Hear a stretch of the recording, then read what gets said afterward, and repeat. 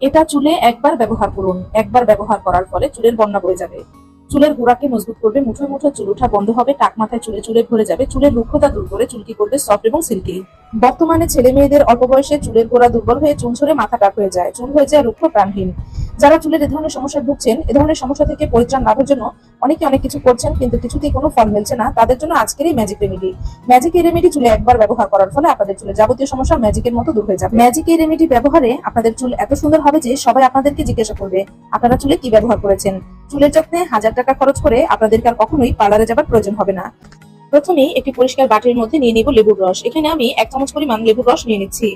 1 চামচ পরিমাণ লেবুর রসের সাথে দিয়ে দিব 3 চামচ পরিমাণ কাঁচা দুধ। কাঁচা দুধের পরিবর্তে আপনারা এখানে 1 টেবিল চামচ পরিমাণ টক দই ব্যবহার করতে পারেন। দিয়ে দিব 1 চামচ পরিমাণ চিনি।